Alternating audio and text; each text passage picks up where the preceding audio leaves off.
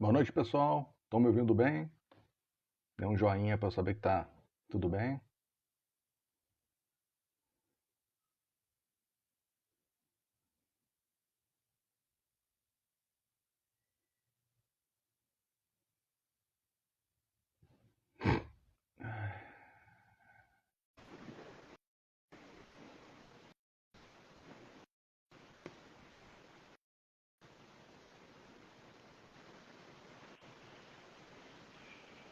Alô? Opa, Oi, Danilo, boa Marcelo, noite. tudo bem por aí? Boa noite. Tudo, Tá bem por tudo bem? E aí? você? Tá tudo ótimo, graças a Deus. Tô um pouquinho gripado, como eu te adiantei É, lá no inbox, então já vou até adiantar aqui, pedir desculpa para os nossos amigos, né, que vão agora. nos acompanhar. Eu tô um pouco gripado, mas a gente não poderia deixar de fazer essa live, né, não, Marcelo? Negócio aí Pois é. quente. E a gente tem Pois uma é. live pendente aí de meses, na verdade. Eu tava esperando o momento É. certo para a gente fazer, momento que fosse muito oportuno. Acredito que chegou esse momento, então a gente vai apresentar com certeza um conteúdo de muita É. qualidade aí para os nossos seguidores, né? E é justamente aquele Isso conteúdo aí. que a gente mais curte. Eu curto falar sobre geopolítica, você curte falar sobre guerra, Uhum.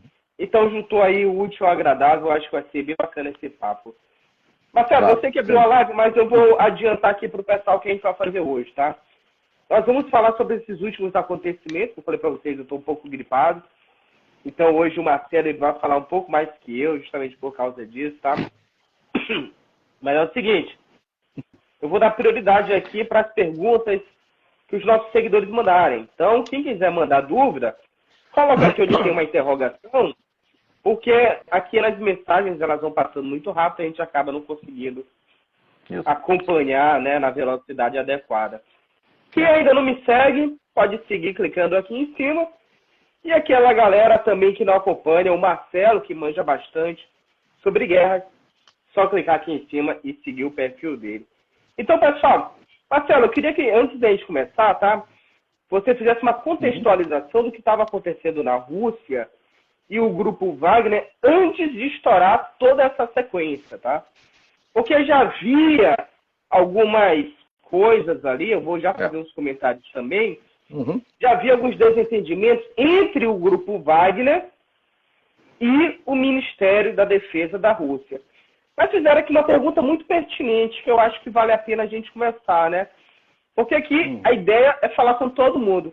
E estão perguntando aqui o que é o Grupo Wagner. Então eu queria que você explicasse, primeiramente, o que é o Grupo Wagner Tá e bom, essas excelente.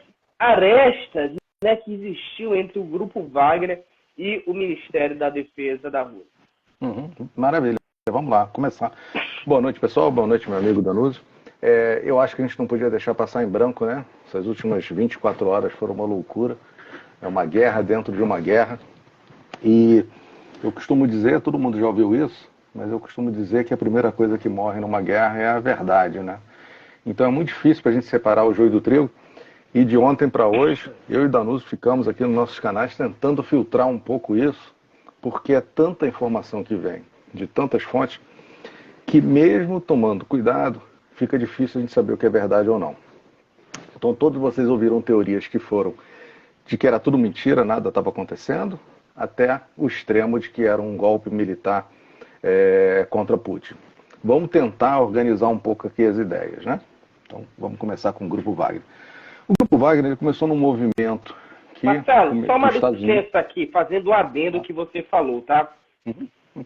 Existe, inclusive, a possibilidade de nós, como internautas, professores, estudiosos, estarmos sendo usados nessa guerra de narrativa. Inclusive, Sem tem essa dúvida, sem dúvida. possibilidade de a gente estar aqui como um instrumento de repetição do que os caras que estão lá na Rússia, estão na Ucrânia, estão na OTAN, eles desejaram que o mundo acreditasse e a gente está aqui com informações limitadas por meio É. daquilo que sai na imprensa, por meio daquilo que sai por meio dos canais oficiais, a gente faz aqui as nossas interpretações, análises, né, que são muito limitadas É. comparadas com o que Eu, existe de fato lá na cúpula do poder.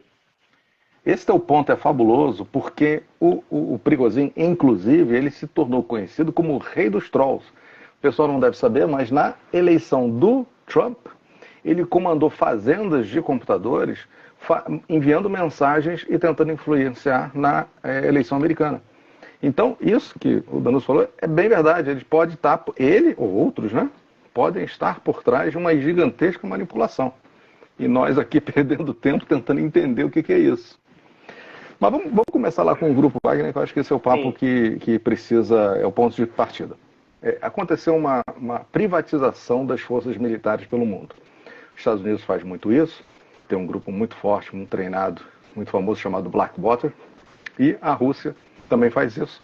O grupo mais famoso é o Grupo Wagner. São grupos, empresas privadas, em que pessoas são treinadas para lutarem as guerras daqueles países, as missões daqueles países, né, no lugar de mandar as forças regulares. Então, ao invés da Rússia mandar o exército, aeronáutica, marinha, pega o Grupo Wagner, contrata, olha, essa missão aqui na Síria, quanto você vai me cobrar? E pum, manda o Grupo Wagner lá e poupa o seu exército, né? O Grupo Wagner, ele tem esse contrato de licitação, ele venceu esse contrato, né, em 2004, se não me engano, posso falhar na memória, e atua já, então, desde então, quase 20 anos, fazendo esse serviço sujo para a Rússia. Ele apareceu pela primeira vez com muita força, né, inclusive na própria Ucrânia. Na primeira invasão recente da Rússia na Ucrânia, foi quando ele ganhou a primeira visibilidade. Mas ele já atuou em dezenas de conflitos para os russos. E aqui, na guerra da Ucrânia, ele até por isso que o Prigozhin provavelmente teve essa coragem, ele tem tido mais sucesso que o próprio exército russo. Foi ele que conquistou foi aquela famosa batalha de Azov, né? Azovstal, ele que conquistou, foi ele que conquistou Bakhmut. Então, isso capacitou ele, de certa forma, pelo menos essa é a impressão que eu tenho, a se achar, né, forte o suficiente para questionar algumas decisões do Ministério da Defesa russo, que é o que o Danuso estava falando. Nós começamos a ver, não foi só essa semana, de vez em quando, o Prigozhin questionar e criticar o Ministério da Defesa russo, citar de erros estratégicos, erros de tática, questionar eles. Desde falta de suprimentos como munição para os seus homens, até estratégias de campo mesmo. E ele vem aumentando essas críticas com o tempo.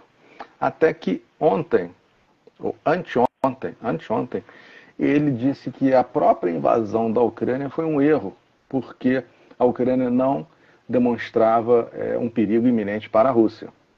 Então isso já vem mostrando assim, um atrito muito grande dele com a cadeia, né, de comando do Ministério da Defesa americano, russo. E aí veio a primeira bomba, né, que nós ouvimos ontem, que não sabemos se é verdade, não sei se o Danuso teve alguma informação adicional, de que mísseis russos teriam atingido pela retaguarda os homens do Prigozhin. Disse ele fez aquele vídeo, né, gravou aquela mensagem dizendo que matou centenas de homens e que ele iria se vingar, e aí foi quando ele vira, né, e caminha Rússia dentro. Até que a gente viu essas cenas. Então, tenho dito para todos os seguidores o tempo todo, vamos tomar cuidado com todas as informações, porque a gente pode ver vídeos, né, a gente pode ter algumas confirmações com o tempo, mas a gente não pode ter certeza absoluta de nada que está acontecendo. Bom, se deixar, eu vou falar sem parar, tá? Então vai me interrompendo. Então eu queria fazer a introdução sobre o Grupo Wagner. Eu queria botar um ponto aqui em relação a essa limitação que a gente tem, porque as pessoas esperam muitas respostas prontas, né? O míssil acertou, não acertou, quantas pessoas morreram, o que aconteceu. Por isso que eu tomei o cuidado de colocar lá na minha bio a palavra OSINT. O que é OSINT? É inteligência por meio de fontes abertas. Então, inclusive, algo que está acontecendo, o Grupo de Wagner, a liderança está se comunicando por meio do Telegram, né? Teve gente que chamou aí, na verdade, de guerra do Telegram, foi um motim do Telegram, como se isso daí não existisse no mundo real. E a gente depende dessas fontes, de redes sociais, do que sai oficialmente, né? Sei lá, ex-militares da Rússia, que a gente utiliza como fonte. Eu já coloquei várias ali, mídias russas, mídias ucranianas, eu tenho cuidado de colocar aí, para o pessoal saber de onde estamos trazendo essas informações. Então, é só um adendo aqui que eu queria falar em relação, complementar seu raciocínio. Então, o que aconteceu?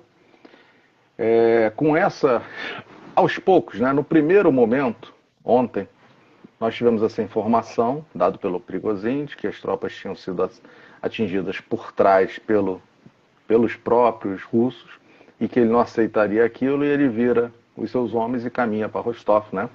E toma, né? Toma, entre aspas, a cidade de Rostov. Tudo me pareceu muito sem sentido, né? Podia haver um erro, né? Os foguetes atingirem por erro, mas não consigo imaginar intencionalmente. Tudo me pareceu muito uma pantomima. Sim. E aí, Danusa, aparecem os primeiros vídeos de que seriam alguns combates. Um helicóptero caindo, eu mesmo postei, né? Algumas explosões aqui e ali, que agora me parecem ter sido todas falsas. Não sei, conclusão, né? Porque no último discurso do Prigozhin, ele já diz que sangue não foi derramado. Pô, então como é que caiu um helicóptero e sangue não foi derramado, né? Então a gente já começa a perceber como a gente estava sendo manipulado. Né? E aí ele chega em Rostov, diz aí, né, as informações abertas a gente coleta, que ele continuou caminhando para Moscou, né? Chegou a 300 quilômetros de Moscou, e aí Moscou, né, entra Lukashenko no circuito, negocia com ele lá umas condições e ele volta com os ônus. Uma coisa interessante, né, Marcelo?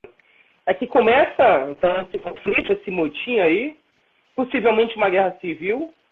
Temos ali, de um lado, o exército, pelo menos com o poderio nuclear mais poderoso do mundo, não necessariamente o exército mais poderoso em si.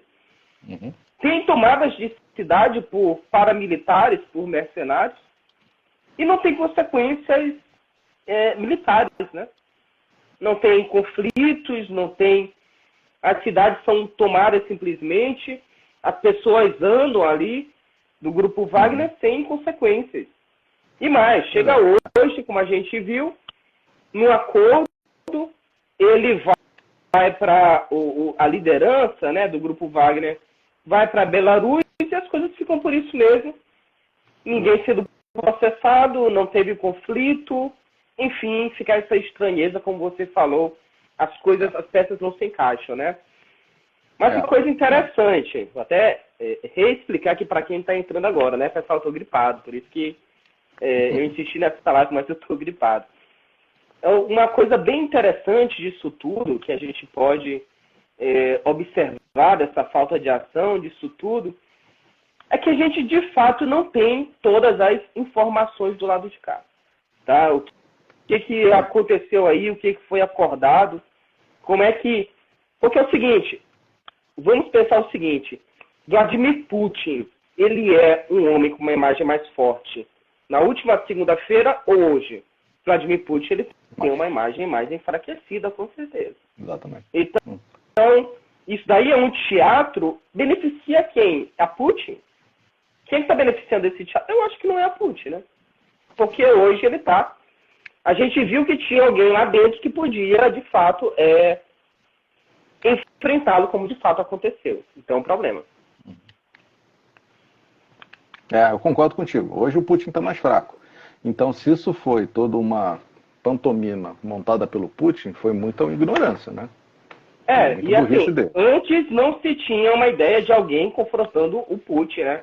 As pessoas de fora, o Putin é da KGB, o Putin isso, está 20 anos no poder.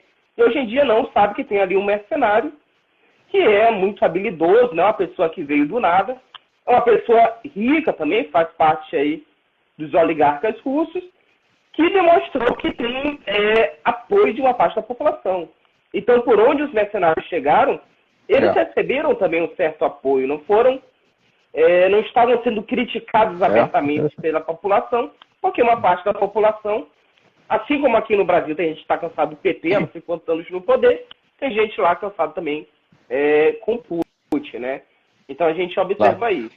Marcelo, eu queria que você explicasse também o papel de Belarus em relação a essa negociação. Como é que você enxergou isso?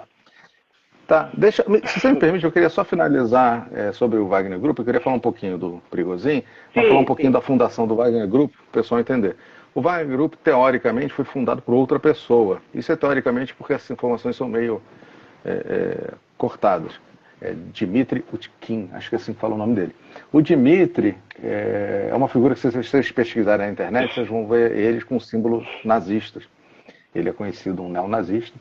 E o nome Wagner, a lenda é que o nome do grupo Wagner é uma homenagem ao compositor Wagner, porque Hitler admirava o Wagner também. E aí o Dmitry teria feito essa homenagem, né, por ser neonazista. E aí mais um grão de areia nessa equação, para vocês entenderem, esses grupos, na verdade, que hoje estão instituídos como paramilitares, eles surgem da juventude revoltada do colapso da União Soviética, uma juventude perdida, desempregada, que começa a se reunir em grupo e brigar nos seus bairros, e desses grupos surgem muitos neonazistas, e esses grupos, de forma desorganizada inicialmente, né, promovem muitas quebradeiras, é uma época de muita violência na Rússia, acabam se unindo em alguns grupos, né? E dali é a semente, né, que vai se tornar esses grupos paramilitares. Então esses homens são todos muito violentos, né? Uma prova disso, né, uma testada disso, é que o Prigozhin, ele gosta de recrutar condenados, né, presidiários. Surgiu até o boato, né, nessas 24 horas, que ele teria soltado todos os presos lá de Rostov e ofereceria emprego para eles. Por mais que ele contrata presidiários, é verdade. A gente tem vídeos dele indo em presídios na Rússia, né, palestrando, convidando presidiários. Então, esse grupo, a gente acredita, né, que esse grupo, né, de paramilitares são pessoas que vivem um pouco à margem da sociedade, que ali acham um espaço, né, para terem a sua profissão e viverem de forma louca. O Prigozhin, que eu ainda não falei dele, ele é um self-made man, ele é um homem que enriqueceu por conta própria, ele também é fruto da queda da União Soviética, era um jovem pobre, foi preso, por isso talvez ele tenha esse traquejo tão fácil, né, com esse grupo da sociedade, de presidiários. Ele ficou preso quase 12 anos. Quando saiu da cadeia, ainda jovem, ele foi empreendedor, ganhou um negócio de catering, né, que é comida, né, preparar alimentos, refeições para o Kremlin.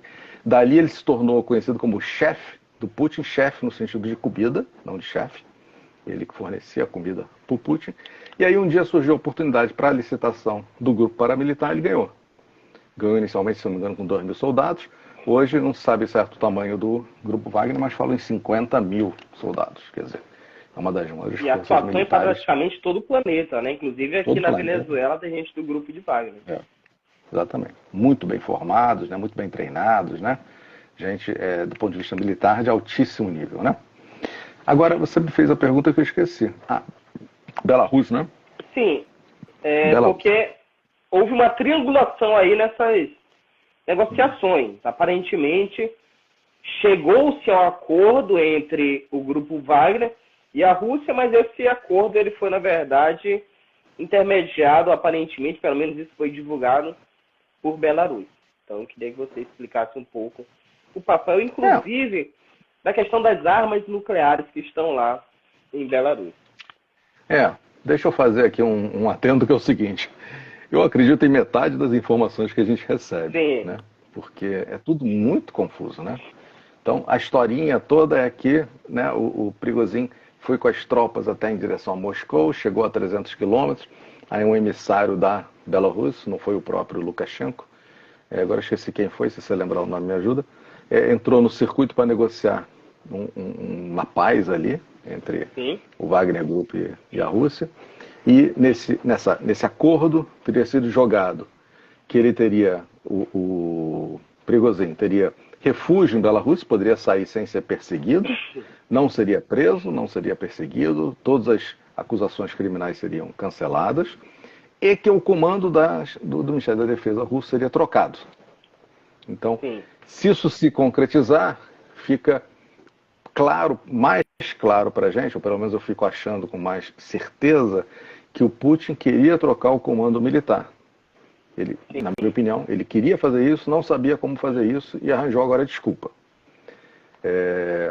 Foi em acordo com com o Prigozhin? Não sei, porque como o Danúcio falou, toda essa ação enfraqueceu o Putin. Então, se o Putin combinou isso com o Prigozhin, ele sai menor, o Putin, né? Então foi uma burrice. Mas eu acho que o Putin já queria trocar o comando militar da Rússia por causa da má performance na guerra da Ucrânia, né? Bom, eu certo ou errado não importa, parece que o acordo foi esse. E aí eu te pergunto, o Prigozhin ia se meter nisso tudo para no final ter que fugir para a Belarus? Viver, Sim, né, como um refugiado em Belarus? Não faz muito sentido para mim. entrou aí também na negociação o grupo Wagner voltar a ter certa influência ali na África que eles tinham perdido ultimamente, né?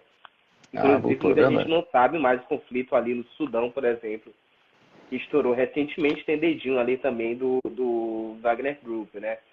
Enfim, é um grupo poderoso, a liderança dele existe, tem sim, assim, diferente do que muita gente acredita, um certo apoio de muitos setores russos, porque tem muita gente na Rússia que está totalmente descontente também com os rumos da guerra. A Rússia está sendo sancionada, muitas dessas sanções aí são meio que de mentirinha, por exemplo, o petróleo, existe triangulação ali com a Índia, com a China, e esse petróleo ele chega, na verdade, na Europa, nos Estados Unidos, de um jeito ou do outro, tá? Isso daí é a história da carochinha. Mas tem, sim, oligarcas que acabam sendo afetados de uma maneira mais direta.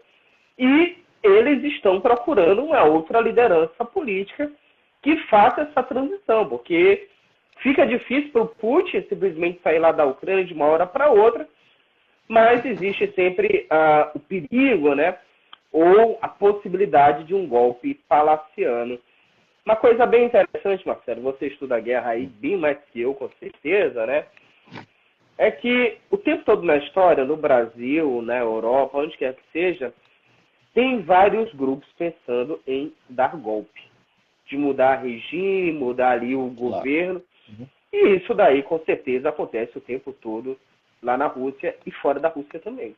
A gente viu aqui a imprensa dos Estados Unidos falando do papel de todo o aparato dos Estados Unidos para garantir a lisura da eleição no Brasil.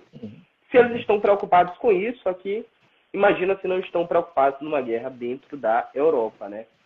Então, CIA está dia e noite pensando nisso, o Pentágono também, a OTAN, forças, segmentos na China, na Rússia, que a gente não conhece, no Oriente Médio. Então, tem ali interesses para todos os lados, né? A gente fica sabendo das coisas, como a gente conversou aqui no começo, por meio de fontes abertas, por meio de background, de leituras. Mas essas pessoas que mandam isso tudo têm uma vivência diferente. São grupos que a gente não entra, a gente não tem acesso. Eu não sento, por exemplo, com presidentes, primeiros ministros e magnatas, oligarcas, para discutir o que eles estão pensando sobre o futuro do planeta. Eu não converso com esses caras, né? Mas eles conversam entre si e querem mudar. Esse presidente aqui não nos interessa mais. Está afetando os nossos negócios. Ou os nossos planos, sei lá, Agenda 2030, ou qualquer outra agenda aí que a gente possa pensar, não está alinhada com os rumos que a guerra está tomando, por exemplo. Ou sim, vamos fazer essa guerra se arrastar mais. Aí a gente fica, de certa forma, refém, né, dessas limitações aí de informações, porque a guerra de informação é muito grande. E uma das possibilidades é justamente da PSYOP, né? São as operações psicológicas. O que são operações psicológicas? É o que talvez tenha até acontecido no Brasil no dia 8 de janeiro. Uma possibilidade do dia 8 de janeiro é que tenha sido uma encenação, uma grande encenação. Por quê? A quem beneficiou o 8 de janeiro? Beneficiou Lula, beneficiou Bolsonaro, beneficiou a esquerda, a direita, que beneficiou? Alguém beneficiou, né? A gente precisa fazer esse tipo de análise. Então, a mesma coisa lá. Será que a gente não tem como saber também aqui, enquanto as coisas estão muito quentes, estão acontecendo, não temos todos os elementos possíveis para entender o que está acontecendo agora, né? Seria muita prepotência. A gente tem ali suspeitas, análises de acordo com a nossa experiência. Mas o que a gente pode dizer é que as coisas são estranhas. Tem várias teorias. Isso daí é para a Rússia poder dizer que tem um inimigo maior dentro do seu país e que a guerra na Ucrânia ela vai ter de ser deixada de lado. Isso daí é outra hipótese que enfraquece Putin, né? Então, não existe, de todas essas operações psicológicas que talvez que existam de fato, eu não vejo uma que favoreça Putin para que ele tenha, de fato, arquitetado tudo isso. Que parece uma arquitetura, parece, como o Marcelo falou. A gente teve até vídeos de conflitos depois que houve grande reclamação que não havia vídeos sobre os conflitos. Começaram a aparecer. Mas sem mortos, sem sangue, com essa facilidade, vai tomando as cidades. E aí outra curiosidade, tá? Só para encerrar aqui, eu já vou passar para o Marcelo. Inclusive, se vocês tiverem perguntas, gente, pode botar aqui na interrogação, tá? Que a gente vai responder. Outra coisa interessante aqui. As pessoas falam o seguinte, dois pontos que eu quero até desmistificar aqui, aproveitar. As pessoas falam assim, o grupo Wagner, ele não tem força suficiente para lutar contra o exército russo. Gente, imagina o grupo Wagner, que está saindo lá da guerra na Ucrânia, que os caras ali saíram do moedor de carne, indo lutar contra guardas ou policiais que nunca tiveram conflito real, tiveram só treinamentos. E não é um treinamento tipo aqui no Brasil, no Complexo da Maré, por exemplo, Complexo da Alemanha. Treinamento lá sem risco nenhum, num país seguro, relativamente seguro, como é a Rússia. Então, se você pegar, pode até estar em número maior, os homens de guerra estão lá na linha de frente. Vai ser o Wagner Group contra os policiais, por exemplo, das cidades. Então, o negócio é meio bizarro. E é o seguinte, o andamento ou não andamento, ele vai acontecendo de acordo com os apoios que são recebidos pelos oligarcas, pelos políticos. Ele pode ter visto simplesmente que esses apoios não veio como ele imaginou. E aí ele desacelera, não traciona isso como estava acontecendo. Pode acontecer. Será que se ele tivesse recebido mais apoio político, apoio de outros segmentos ali, de generais, ele não avançaria? Então são perguntas que a gente sempre vai ter. É verdade. Outro ponto também que eu queria falar é que armas nucleares foram lá para Belarus, né? E essa aproximação, aparente aproximação também do grupo Wagner com Belarus, algumas pessoas estão falando o seguinte, então o grupo Wagner vai ter acesso a armas nucleares se Lukashenko, por exemplo, ele abandonar Putin.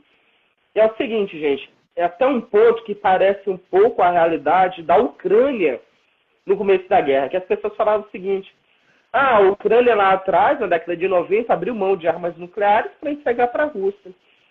Gente, a verdade é que aquelas armas nucleares nunca foram da Ucrânia. As armas nucleares, tipo os Estados Unidos. Estados Unidos tem armas nucleares dos Estados Unidos que não estão nos Estados Unidos. Quem que tem um botão de acionar aquilo dali? Os Estados Unidos. Então aquele país, eventualmente, ele pode até acionar aquela bomba nuclear, mas não com a mesma capacidade destrutiva. Aquelas armas nucleares que estavam na Ucrânia, o botão continuava na Rússia. Então a Rússia é quem podia, de fato, ali acionar o botão ou não. Marcelo, o que eu vi alguns comentários aqui. Tá.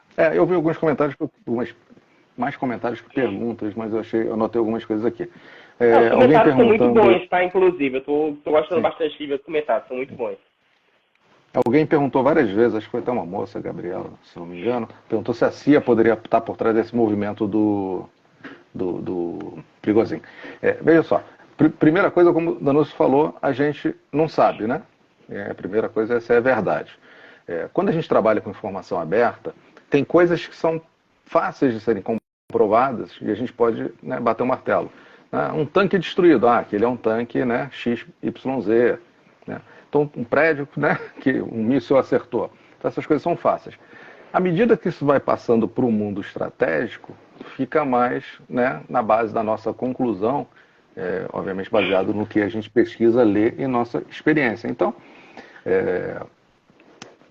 eu sei, a gente ouve que existe, e é óbvio que existem muitos homens da CIA na Ucrânia, ajudando, treinando, da CIA e outros departamentos americanos, ajudando a Ucrânia. Existem, né? Que os Estados Unidos está lá presente, isso é verdade, ele está lá presente. Ele só não está pegando no fuzil, né? Só os voluntários estão pegando fuzil e atirando, mas eles estão lá ajudando a Ucrânia. Agora, achar que a CIA pode estar por trás do Prigozhin, eu particularmente acho que é um exagero. Eu não consigo ver essa conexão, né? De a CIA ter botado dinheiro para o Prigozhin tentar uma revolução. Não me parece que isso pode ter acontecido. Outra pessoa perguntou se o Grupo Wagner é comunista. Eu contei aqui no início que ele foi fundado por Dmitry Utkin, um neonazista. E eu acredito que ele tenha essa inclinação, de um modo geral, o grupo, né? Não estou dizendo os indivíduos, mas acho que ele é mais neonazista, se tiver alguma ideologia política, do que comunista. Né? Mas aí também é só uma opinião. Armas táticas nucleares, né?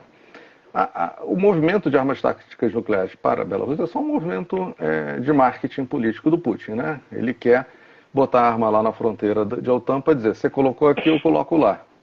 E quando eu digo colocou aqui, tem um troço que eu falo sempre para todo mundo, é o seguinte, que Putin não invadiu a Ucrânia por causa da OTAN, senão ele já teria invadido os países bálticos. Que os países bálticos são da OTAN, têm bases da OTAN e estão Tallinn está a 580 quilômetros, se não me engano, em Moscou. Está pertinho. Sim. E está lá. Putin não poderia invadir aquilo em 2 segundos e nunca invadiu. Então, os motivos por trás da invasão são muito mais graves que isso. É questão de estabelecimento de uma nova ordem mundial, aquela discussão da não-eurasiana, da volta do poder da Rússia, né, de que ele perdeu com o tempo. Quer dizer, é uma discussão mais longa e muito mais complexa do que só o namoro da Ucrânia com a OTAN. E eu estou falando só, não quer dizer que eu acho que isso é pouco, mas eu estou dizendo que eu acho que não foi este o motivo do Putin dar esse passo. Mas ele levar armas táticas nucleares para a Bielorrússia, e para a turma entender, arma tática nuclear são armas de menor capacidade. Hoje, acho que considera menor capacidade até 100 quilotons, se eu não estou enganado, feito comparação, aquelas lá de Hiroshima e Nagasaki tinham 15. Então, quer dizer, são muito mais poderosas que a de Hiroshima e Nagasaki, mas são consideradas pequenas. Então, eu acho que ele fez esse movimento Putin só como marketing. Dizer, olha, estão aqui também. Ele vai continuar, como você falou, né, o Danilo falou, com o botão, o Lukashenko não vai ter esse botão, e nunca que o Wagner Group ou outro grupo, né, nunca é um exagero, né, mas em princípio o Wagner Group não conseguiria acessar essas armas. Então, circulou esse boato de que ele estaria atrás das armas nucleares, ou teria conseguido, mas isso é uma ficção total. Duvido que ele conseguisse ter acesso a armas nucleares. A Júlia perguntou aqui sobre o risco dessas armas nucleares, né? Se não tem um perigo, sei lá, de um acidente, alguma coisa do tipo. Bem, gente, o risco de uma arma nuclear é bem menor do que um vazamento de uma usina nuclear, por exemplo. Então, lá em Chernobyl, por exemplo, o terreno está contaminado até hoje, vai continuar ainda por muitos anos, enquanto em Hiroshima e Nagasaki a vida segue normal, né? Porque o poder de destruição de uma arma nuclear é no momento que ela é acionada. Então, ela é acionada, ela mata, sei lá, daqui a 30 minutos, 1 hora, 2 horas, não sei o tempo ao certo, mas não é um tempo muito longo. Aquela radioatividade, ela não vai mais ser perigosa, tá? Porque ela é feita realmente para matar e segue o jogo. Imagina, sei lá, você quer conquistar o território, você joga uma bomba nuclear, e aquilo ali fica contaminado por 200, 300 anos, né? Que daria não fazer sentido para você. Uhum. Agora, um vazamento de uma usina nuclear é diferente. O risco é bem maior, porque aquela usina nuclear não foi feita para isso, ela foi feita para gerar energia. E o vazamento, ele é um acidente, enfim, as consequências são bem maiores, como a gente viu na própria situação aí lá na Ucrânia, né? Enfim, então é algo que a humanidade tem, quer evitar, então não existe, no meu ponto de vista, esse risco.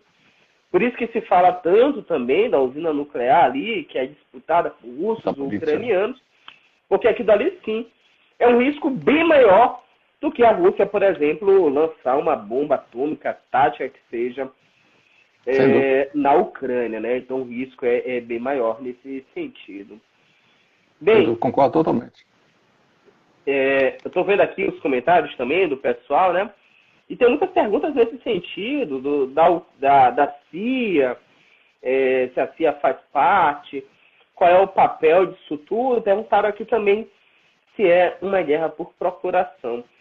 Eu queria que você explicasse, Marcelo, o que é uma guerra de procuração e se o conflito na Ucrânia com a Rússia se encaixa nisso.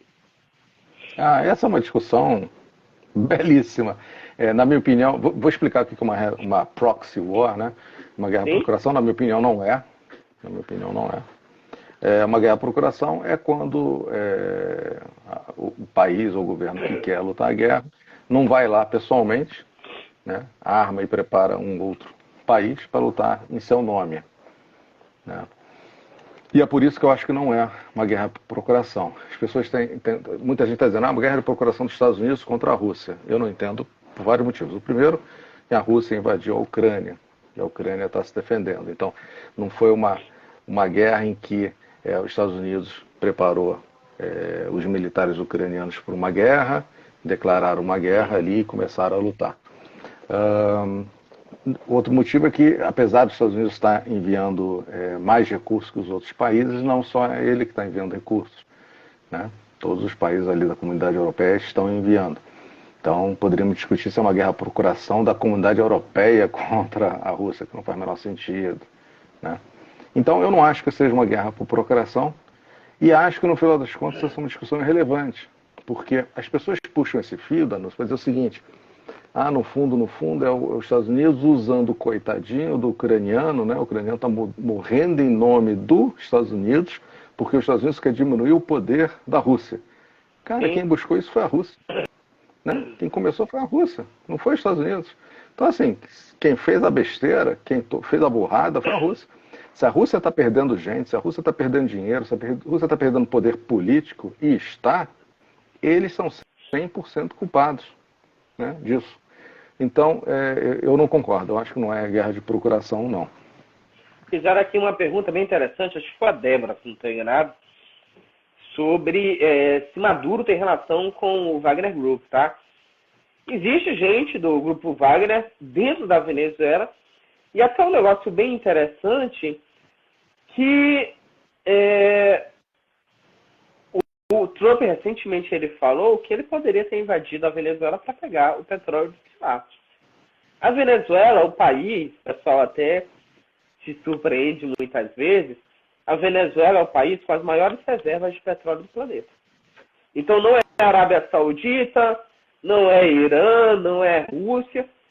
As maiores reservas de petróleo do planeta estão na Venezuela. Um negócio que eles não têm tecnologia para explorar. O setor petrolífero deles foi totalmente ocupado por políticos sem competência técnica para conseguir trabalhar com petróleo, corrupção, enfim. Então, a produção deles caiu muito nos últimos anos, está tentando se recuperar. E o Trump falou isso recentemente, né? E um dos pontos que impediu a invasão da Venezuela pelos Estados Unidos foi justamente a ligação da Venezuela com a Rússia, por meio dos mercenários ou por meio da própria ligação de relação governo-governo, né? Então, isso daí freou, de certa forma, os ímpetos dos Estados Unidos de invadirem a Venezuela. Chegamos até a ter, Marcelo deve lembrar, a prisão de colombianos dentro da Venezuela. A Venezuela disse que eles eram mercenários enviados por norte-americanos porque eles estavam querendo aquela recompensa de 15 milhões de dólares pela cabeça de Maduro. A gente teve aqui no Brasil a chance de pegar essa recompensa, né? O pessoal tudo colocando no SPC, será um perigo Maduro entrar aqui. Se ele soubesse que o pessoal aqui está perigando, 70% dos brasileiros estão endividados, ele entrar aqui com a cabeça prêmio valendo 15 milhões de dólares. Enfim, colombianos entraram lá, ou pelo menos entraram pela Colômbia, justamente atrás disso. Mas o que sempre freou, de certa forma, avanços no território venezuelano, seja para trocar de presidente, ou seja para poder ter o petróleo de lá, é justamente a ligação dos venezuelanos com os russos, tá? Inclusive de ter equipamentos militares na Venezuela, de ter visitas de militares em si, não só equipamentos estarem lá. Então seria, de certa forma, um embate direto da Rússia com os Estados Unidos, se os Estados Unidos avançassem muito nesse sentido. A presença do Grupo Wagner, além de estar aqui na América Latina, é muito forte na África, principalmente ali no norte da África, região central, que foram justamente por onde eles começaram, né? Aquele conflito na Síria, por exemplo, a Rússia não foi diretamente. A Rússia usou o Grupo Wagner, que assim não se desgasta com a população, enfim. Existe um desgaste, né? Quando você sabe que o seu parente está na guerra, que ele faz parte do exército, que ele está lá, isso daí tem um desgaste natural. Então, usar os mercenários acaba sendo uma saída bastante interessante, né? Por isso que agora, Donoso, cresceu tanto. Que comentário infeliz do Trump esse, né?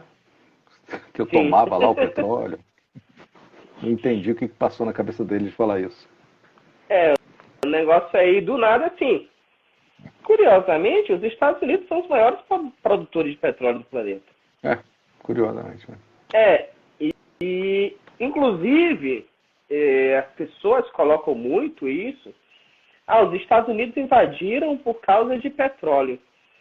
Gente, os Estados Unidos têm petróleo pra caramba, são os maiores produtores de petróleo do planeta e tem ali uma máquina, um setor de geração de energia que é fortíssimo, tá? Os Estados Unidos, isso daí, no meu ponto de vista, não é o suficiente para eles invadirem um país. Agora tem algo também, né? Tem um complexo industrial de guerra que é um lobby poderosíssimo. Então a gente vê as empresas, ou pelo menos os maiores bilionários dos Estados Unidos, setor de tecnologia, enfim, mesmo assim, eles não têm a influência que o setor industrial, militar dos Estados Unidos tem. Então é lógico que essa máquina aí também, ela quer ser movimentada, né? Ela não dá para... como está ganhando muito dinheiro agora, como a gente vê. O tanque é enviado lá para a Ucrânia, destrói pedidos de novas armas, Coreia do Sul, uma grande fabricante de armas. Enfim, então esse complexo aí, ele acaba se animando bastante. Eu queria comentar aqui uma pergunta que a Andréia fez. Perguntou sobre os laboratórios americanos na Ucrânia. Eu queria lembrar a pessoa, quando começou a guerra, a invasão, surgiram boatos de que a Rússia, um dos motivos para a Rússia ter invadido a Ucrânia é porque os Estados Unidos teria laboratórios na Ucrânia para fabricar patógenos, né? Doenças para usar em guerra biológica. Esse assunto foi tão batido e tão descartado que ele sumiu da mídia. Né? Pode notar que nunca mais se falou disso. Já passou um ano e meio de guerra e nunca mais tocou no assunto, porque isso fazia parte daquilo que o Danilo, o Danilo falou lá no início, o PSYOPs, né? Um pouco de guerra psicológica. É uma propaganda, né? Lá do início, que não ficou de pé. Acho que, na verdade, na época até mapearam alguns investimentos americanos em laboratórios na Ucrânia, mas isso não é nada. Tem empresa americana investindo em laboratórios no Brasil. Então, isso aí estava dentro daquela história da propaganda. Essas guerras também, a gente vê muito ali a casca do que está acontecendo. Isso daí é uma coisa cada vez mais óbvia. Por exemplo, naquele livro do Thuman, que ele fala ali do governo do PT, por exemplo, ele fala de uma mala francesa que a BIM teria comprado, enfim, tá lá no livro isso daí, tá? Segundo ali o que ele diz no livro, o fabricante teria dado outras, e essas outras malas tinham ficado com o PT, segundo o Thuman. Essas malas francesas, elas ficam perto da casa da pessoa ali, que é alvo político de alguém. Por meio dessas malas, eles conseguem enviar SMS, por exemplo. Isso daí, gente, tem mais de 10 anos, tá? Isso daí era quando estava, sei lá, no segundo governo Lula, se não estou enganado. Enfim, isso daí tem mais de 10 anos essa história. E o PT usava, segundo ele, malas, tá? Isso daí, a ABIN, enfim, mas que teria ficado algumas com o PT. Essas malas ficando perto da casa da pessoa, consegue mandar SMS. Consegue colocar lá no celular da pessoa conteúdo pedófilo, por exemplo. E não tem como alguém dizer que aquilo dali é mentira, tá? Porque fica sem rastro. E aí o que você faz para acabar com o seu opositor? Você pede para um juiz, você diz que está investigando, que tem ali sérias dúvidas, né? Ou tem, na verdade, sérias convicções de que no celular daquela pessoa tem conteúdo de pedofilia, de corrupção, quer que seja. Você consegue uma quebra de sigilo, você vai lá no celular da pessoa, a pessoa nunca mandou aquilo, enfim, você descobre conteúdo pedófilo, você descobre que a pessoa mandou um SMS falando de corrupção, enfim, sem a pessoa nunca ter feito aquilo. Isso daí no campo da política, isso daí no campo do que a gente vive no dia a dia. Imagina entre potências com tecnologias que a gente nem sonha que existem. Sem dúvida. A gente está vendo aí a pontinha do iceberg com a inteligência artificial, né? É o livro do Romeu Tuma, né? Perguntaram o nome do livro? Sim. Você lembra? Isso. Eu não lembro o nome do livro, eu lembro o que foi o Romeu Tuma que escreveu, né? Eu li também tem bastante tempo isso daí, mas foi algo que me marcou bastante, essa explicação dele. E a gente está vendo hoje em dia com a inteligência artificial. O negócio está no começo, e a gente às vezes tem dificuldade de distinguir, né, o Papa ali fashion. As pessoas ficaram criticando. Pô, o Papa se vestindo desse jeito, que loucura, meu. As pessoas caíram, acreditaram. Imagina isso daí daqui a 5, 10, 15 anos. Eu vou reabrir a minha assinatura e tinha um vídeo lá para eu ler, Marcelo. Tinha um texto, né, que a gente fez aqui, para eu fazer explicar como é que é a assinatura aqui de notícias da gente. A minha equipe pegou ali inteligência artificial que simula a minha voz. Tinha 6 opções de... Eu vou lançar com isso daí para testar, inclusive, o público, tá? Tinha 6 opções de vozes minhas, simuladas por inteligência artificial. E o negócio está no começo. Imagina daqui a 5, 10, como as coisas andam rápidas, né? Enfim, a gente aqui, a minha geração, a geração do Marcelo, a gente viu o celular, a evolução, em pouquíssimo tempo, como houve uma evolução gigantesca no meio de comunicação. Imagina do que vem daqui para frente, o que você pode fazer com o seu inimigo e o que os militares fazem que a gente nem sonha. Porque essa tecnologia toda, ela surge primeiro no mundo militar, começa lá, para depois vir lá no mundo civil, né? Você pode... Mas se eu for falar aqui das tecnologias que começaram no meio militar para depois ir para o meio civil, acho que nem. Vai ter que ter 10 horas nessa live aqui. Esse troço da inteligência artificial está realmente assustador. Outro dia o Elon Musk, não sei se o pessoal viu, o Elon Musk, que obviamente é um cara absurdamente tecnológico, né? Sim. O cara faz carro elétrico, o cara vai para o espaço, né? O cara é dono do Twitter, um cara... a vida dele é tecnologia. Ele pediu para parar o investimento em inteligência artificial por 6 meses e fazer um grande acordo de controle de limitação do que a inteligência artificial vai poder realizar, né? E isso não aconteceu ainda, quer dizer, está se discutindo, né, nos Estados Unidos, mas vai ser muito difícil, né, o mundo todo chegar a um acordo, né, do que fazer. Então, ela realmente é muito perigosa, se tornará cada vez mais perigosa, né? Isso que você falou de imitar a voz, né, de simular a voz, né, já é um grande exemplo, né? Por isso eu digo para todo mundo, não confie em nenhum áudio que você receba pelo WhatsApp, nenhum.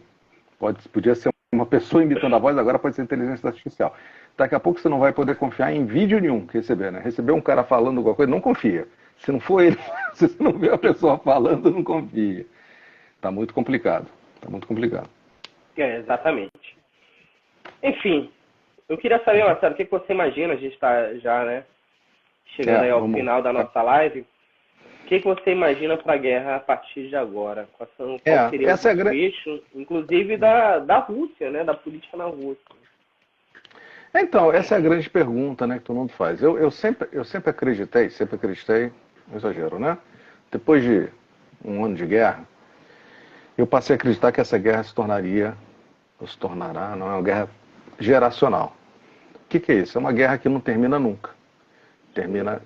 Passa por gerações, como é a guerra, por exemplo, entre as Coreias. Você chega a um ponto de que vai acontecer um cessar-fogo, né? Os governos vão dizer, ok, vamos parar de atirar foguete e míssil na direção um do outro, mas não vão apertar a mão, porque não conseguem chegar a uma conclusão.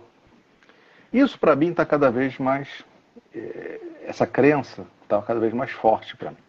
Porque a gente vê que o Zelensky não parece disposto a ceder em nada. E assim, ele está até certo, mas se ele quer a paz, ele tem que ceder em alguma coisa. Né? E do outro lado, a gente vê que a Rússia também não quer ceder em nada. A Rússia, me parece hoje, se o Zelensky dissesse, não, tudo bem, pode ficar com toda aquela região de Donbass, e Putin ia jogar mais algumas cláusulas lá, olha, tira as sanções sobre o meu país, eu não sou mais criminoso de guerra, e pronto, acabou a guerra. Só que, né, o Zelensky não quer isso. O mundo não quer isso, o Ocidente não quer isso, a Europa não quer isso. Então, não vai chegar a conclusão nenhuma. Eu acho que nós caminhamos para uma guerra de muito longa duração, uma guerra geracional. Qual o seu feeling, Danusa? Eu não sei se vai ser geracional, mas eu também acredito que é uma guerra longa, né? A gente... É curioso, as guerras que a gente vê ultimamente, elas, quando passam ali de 3 meses, pode esperar aí que elas vão durar no mínimo uns 5 anos, tá? Foi acontecendo a guerra na Ucrânia. Se passar ali de 3 meses, esquece, você não vai ser resolvido tão cedo. Pegando aqui o gancho, ó, Nayara, mas a Ucrânia não tem força para se manter tanto tempo na guerra. É por isso. Imagina, a Rússia hoje não precisa continuar a guerra. Ela já fortificou toda a região que ela quer. Né? Ela botou trincheiras ali, botou aquele dente de dragão, ela fortificou, botou minas. Né? Hoje, a situação hoje é o seguinte, se a Ucrânia parar de atacar, né, de contra-atacar, a guerra para. É mais ou menos isso. Porque a Rússia já conquistou o que ela quer. Fica tipo Coreia do Norte e Coreia do Sul, né? Que eles estão em guerra. Teoricamente, pelo menos foi isso que eu vi até hoje. Mas eu concordo, a Ucrânia não vai ter gás para continuar essa guerra indefinidamente. Né? Uma hora vão cansar. Vai mudar o governo, por exemplo, nos Estados Unidos e vai tirar o financiamento, por exemplo. Né? Então muda ali o presidente da própria Ucrânia. Bem que o Zelensky falou que enquanto tiver guerra não vai ter mais eleição presidencial lá na Ucrânia. Porque ele disse que lá, segundo a Constituição, eleição presidencial só em tempos de paz. É complicado. As peças podem mudar na Rússia também. Enfim, a gente está falando aí, considerando o que a gente chama lá na economia, até esqueci aqui o termo em latim, mas todos os outros fatores permanecendo como estão, é isso que a gente está falando, né? Mas, como eu e o Marcelo estamos testemunhando aí nas últimas 24 horas, 30 horas mais ou menos, as coisas mudam assim. Então ninguém estava imaginando isso, a gente já estava vendo ali um certo entreveiro do grupo Wagner com o Ministério da Defesa, mas não imaginávamos que isso fosse chegar a esse ponto, né? E a gente estava falando de guerra curta, que é guerra longa. Eu estava lembrando aqui que na Wikipedia, em inglês, já tem a Guerra Civil da Rússia de 2023. Aí tem a data de começo. Já botaram isso? Já tem lá no Wikipedia o verbete da Guerra Civil de 2023, a versão em inglês, né? Muito engraçado isso daí. As pessoas são rápidas. Eu vou recomendar para o pessoal, agora que a gente está acabando, eu vou recomendar para o pessoal ver a série O Servo do Povo, tá no Netflix, com o Zelensky. Você já viu? Sim. Não, ainda não. Você já viu, não? Então essa questão vai valer para mim também, inclusive. Cara, é divertidíssima, é uma comédia, em que ele é um professor de história e, sem querer, né, ele vira presidente da Ucrânia. E aí ele começa a enfrentar todos os problemas que a gente imagina, corrupção, né? E tem um monte de piada com Putin e com a Rússia, já mostrando que eles já tinham um mal-estar, já tinha aquele rançozinho, né? Sim. Um monte de piadinha. E tem cenas icônicas, por exemplo, uma hora ele recebe um telefonema e dizem que que a Ucrânia foi aceita na comunidade europeia. Aí ele vibra, torce, não sei o quê, e a ligação é sem querer, é errada, não é para ele. Então é engraçado pra burro. Mas o mais divertido é que o nome da série é Servo do Povo. Ele depois lança o partido Servo do Povo e se elege presidente. Quer dizer, a série foi totalmente, né, previu o futuro para ele, né? Sim. Foi totalmente premonitória, né? Uma loucura. Muito bacana. Eu vou assistir também. Estava sem o que fazer, enfim, para me recuperar aqui da gripe, não posso fazer muita coisa. Vou começar a assistir hoje. Pô, Marcelo, muito bacana o papo, tá? Foi ótimo. Obrigado. Não, eu fico muito feliz, finalmente deu certo. Eu não queria que a gente fizesse uma live por fazer. Por isso que quando surgiu aí esse assunto, a primeira coisa que eu pensei foi o teu nome, para a gente juntar aí os nossos conhecimentos, os nossos públicos, para eles terem acesso a esse conteúdo, né? Algo aí que vale a pena, porque de conteúdo barato e de bunda já tem muito aí. Eu também queria ter uma bunda para mostrar, os músculos aí, né? Ficar milionário e tal. Não foi o caso. Aí a gente tem de ler uns livros para compensar. Então, eu fico muito feliz aí que finalmente a gente conseguiu ter uma oportunidade, um momento para bater um papo bacana, frutífero, construtivo. Eu gostei bastante, Marcelo. Obrigado, Danúcio. Obrigado a todo mundo que participou, foi ótimo. E vamos aí, acompanhando aí as notícias geopolíticas. Um abração, boa noite a todos e a gente vai se vendo aí, né? Até mais, gente. Obrigado.